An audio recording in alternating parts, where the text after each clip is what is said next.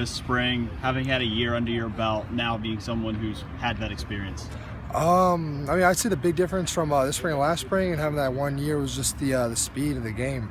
I mean, going in and just doing the live team overs, team D stuff. It's a lot slower for me.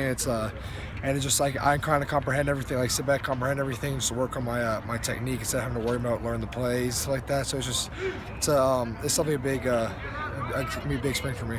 Coach Elliott was saying that he'd like to see you kind of become a more vocal leader. Do you feel like you've been able to do that so far this spring? I'm trying to get to that point right now.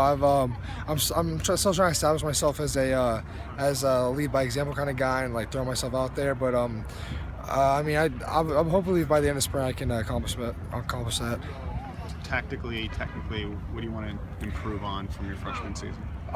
I'd say consistency in my sets and just on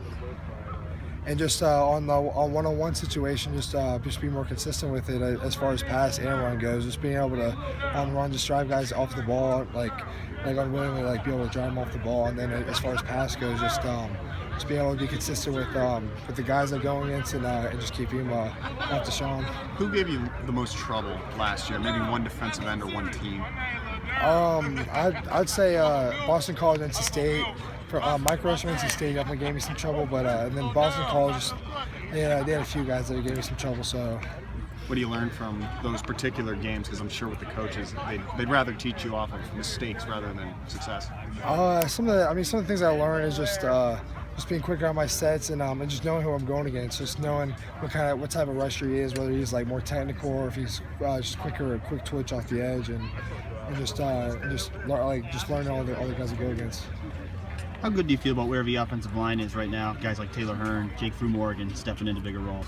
I mean, on time right now, we all have some kind of experience, whether it's at tackle or guard, and we're all coming into this having a year of like last spring. We've all been through together. We all have a good relationship together. We're all friends off the field as we are on the field. And so it's been a really fun spring so far. Have you taken any of the new linemen under your wing and helped them along?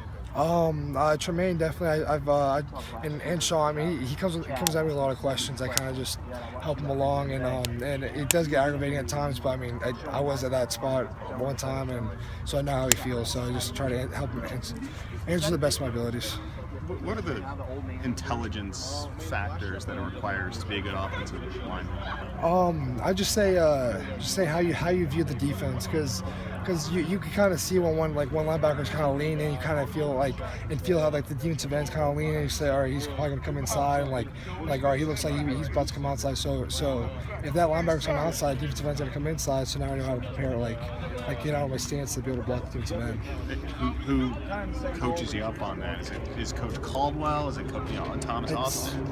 Both do a great job of coaching us up on it, and we get in playing our Coach Venable's defense. It gives us a lot of practice and just like experience of going against that type of stuff. So who's been the most? It's going to be a pretty good competition, defensive end. So who's been the toughest guy to block through a week? I mean, that's tough. I mean, I definitely throw both Cleveland Farrell and Richard Jurgen up there. They have two different styles. I mean, Richard's definitely really good at the speed of power, and I mean, Cleveland's really smooth with his moves and just good with his hands. Is Bryant coming off the other end? Yes. Off right, so he